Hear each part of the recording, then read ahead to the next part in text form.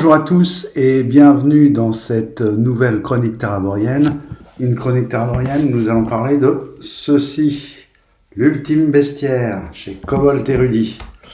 Alors, en préambule, je dirais que je connaissais l'ouvrage puisque la version originale, j'ai possédé la version originale de chez Nordgame, qui est un très bon ouvrage. On va le voir tout à l'heure, qu'on va rentrer plus dans le vif de la chose. Et puis je suis tombé sur un café rôliste animé par Guillaume de Rôliste TV, au cours duquel il interrogeait autour d'une tasse de thé Pierre-André et Laurence, je n'ai pas retenu le nom, j'espère qu'elle ne m'en voudra pas, les gens de Kobold et Rudy, qui sont aussi derrière le projet Chaos Project, puisque c'est deux choses qu'ils ont fondées, deux entités. Donc Chaos Project, je connaissais, vous vous rappelez, pour ceux qui suivent mes vidéos, tout le bien que je vous ai dit de la traduction et du jeu Warhammer, et de la traduction en français. D'ailleurs, j'attends toujours le tome sur les vents divins. Voilà, avec impatience. Et puis ça m'a donné envie d'aller voir un petit peu. Je suis tombé sur leur site.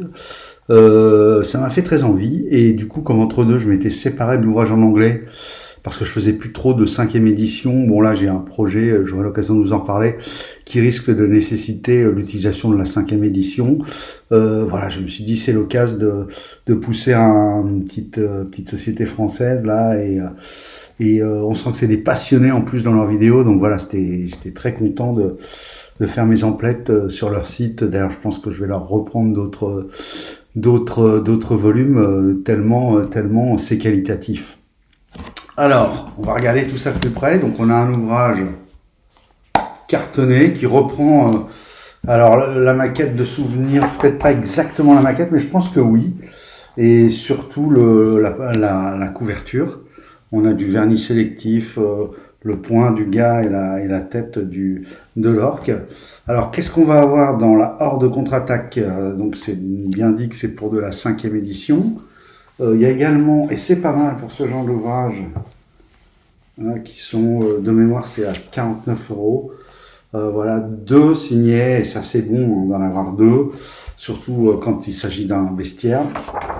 Alors, qu'est-ce qu'on va avoir dans cet ouvrage? En fait, cet ouvrage va s'intéresser un petit peu à ce que moi je considère être l'ADN du jeu de rôle Medfan, et surtout de la 5e et de Donjons et Dragons en particulier, c'est-à-dire ce qu'on a coutume d'appeler à Warhammer les peaux vertes. Alors, il y a les gobelours. Je vais essayer de prendre le sommaire, ça sera peut-être plus pratique. Ils vont faire le tour à chaque fois des différentes espèces, par ordre alphabétique, je crois. Gobelours, Gnoll, Gobelin, Hobgoblin, Kobold, Ogre, Okiti, Orc et Troll. Alors là, des super illustrations. Je vous montre déjà, là, ça met bien dans l'ambiance. Ce qui est assez original par rapport à un bestiaire traditionnel, c'est qu'on a à chaque fois un speech, une entrée de présentation. Ici, je vous montre pour les gobelours. Puis tout un paragraphe sur la culture, donc le quotidien des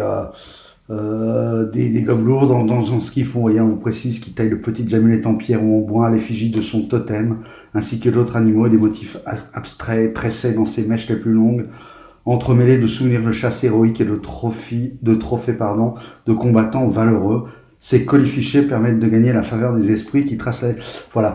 Alors c'est assez bizarre, on va humaniser, c'est pas le bon mot puisque c'est pas des êtres humains, mais oui, on va anthropomorphiser, je sais pas si ce serait peut-être mieux, mais enfin humaniser, vous me comprenez, les créatures pour leur donner, voilà, vous explique même comment jouer un gobelours, les langues et les noms courants, les tactiques de combat.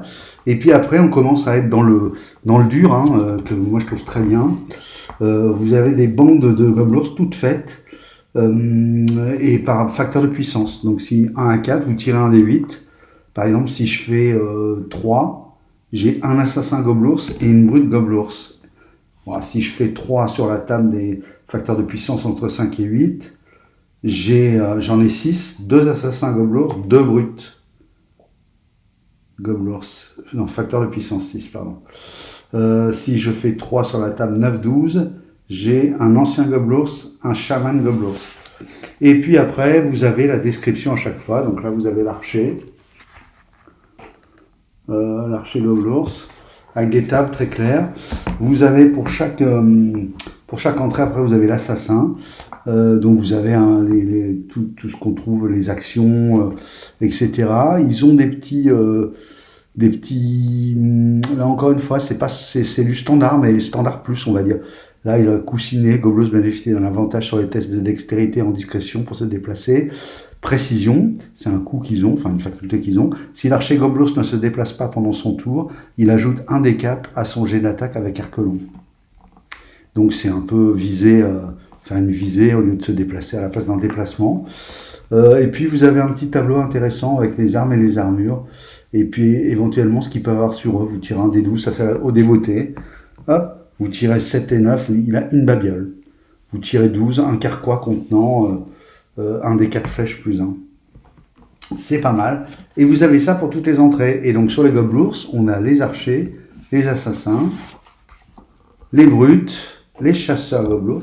Alors à chaque fois ça monte en intensité. Les trackers, les anciens Goblours. Là on est quand même à de la 45 points de vie. Et puis c'est déjà un peu plus méchant, hein, puisqu'ils ont des incantations. Des sorts mineurs, niveau 1 à 4, mode guérison, soin, prière de guérison, animation des morts, mode guérison de groupe, protection contre la mort, soin de groupe, guérison, régénération.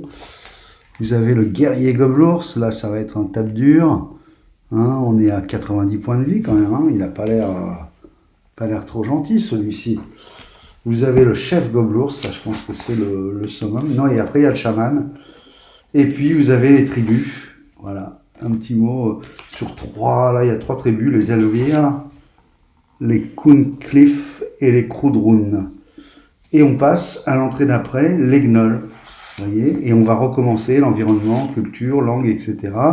La fameuse table avec, alors si je tire de 3 toujours, hein, dans le facteur de 1 à 4, on va avoir 2 coureurs Gnolls des plaines, un archer Gnoll des plaines et un ancien Gnoll des plaines. Alors vous avez les coureurs Gnolls des plaines, les archers des plaines, les lanciers des plaines, les chamans, les guerriers Gnolls des plaines, les matriarches Gnolls des plaines, puis les Gnolls des égouts. C'est à chaque fois il y a plusieurs types des plaines, les égouts, et les combattants, les chamans des égouts, les Gnolls des rochers, les avortons des rochers, les Gnolls des rochers alpha, les chamans, les gobelins des forêts, on passe aux gobelins. Voilà, les gobelins des collines. Oh, il a une bonne tête celui-ci. J'ai envie de vous le montrer parce que il est pas beau là, franchement. Avec son petit coup de classe. Voilà. Et je dois dire que je m'en étais servi pour ma campagne 200 et 200, où j'avais besoin d'armées de ce genre de créatures. Et donc je m'étais servi de ça pour composer mes bataillons d'armée. Après vous avez les hobgoblins, voilà. C'est quand même un super bouquin. Alors l'avantage des bestiaires quand ils sont bien faits, c'est que vraiment en termes de pouvoir d'évocation, à chaque fois vous avez plus d'inspiration, vous plongez le nez dedans, vous lisez un truc sur les ogres, je suis sûr que vous avez des idées de scénario qui vous poussent tout de suite. Les illus sont très belles, je sais pas qui a fait les illus, mais c'est magnifique. Il y a un petit côté les pages marron, là c'est pas mal. Voilà, un ouvrage qui des annexes avec un mot sur les races jouables, les Okiti, les kobolds de Garen, les orques sauvages, et vous avez des cartes de repères. Bon, ça peut être un plus, surtout dans la version PDF, parce que je joue plus trop en IRL, et puis un index alphabétique. Bref, vous avez presque 200 pages de monstres mis en scène d'une façon expliquée d'une façon intelligente, avec si vous prenez par exemple si on prend les gnolls, il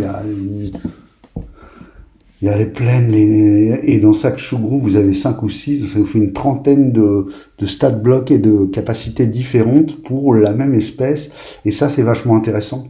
Ça permet notamment de faire voilà, des hordes ou des tribus différentes et de pouvoir envisager des scénarios, même des petites campagnes où vous avez un type de créature, mais c'est pas tout le temps le même, avec 12 points de vie, 1+2 à l'attaque, et une AC 12. Là, selon que c'est un chaman, ou un guerrier, ou un coureur, voilà, ou un assassin, ou un archer, bah, c'est pas les mêmes stats. Donc ça, c'est très intéressant. Et quand on est dans la création de scénarios, moi je savais que ce que j'aimais avec, et je retrouvais en français, ça va être encore plus pratique, c'est que quand on est dans la création, c'est vraiment une très bonne aide pour rester focus sur une thématique et quand même amener de la richesse, de la diversité, des choses intéressantes au-delà des combats, dans la confrontation et les interactions sociales avec une tribu ou d'une espèce, quoi. Voilà, donc j'ai trouvé cet ouvrage très très bien. Et puis, je tenais à dire aussi que j'ai eu la bonne surprise, il en faut peu des fois pour bien démarrer la journée, quand j'ai reçu mon petit carton, donc envoyé par Cobalt Érudit. J'ai ouvert, j'étais tout content, ça m'a fait très plaisir. J'ai trouvé un petit dessin fait à la main avec une petite phrase en me souhaitant des bonnes parties, en me remerciant d'avoir acheté l'ouvrage.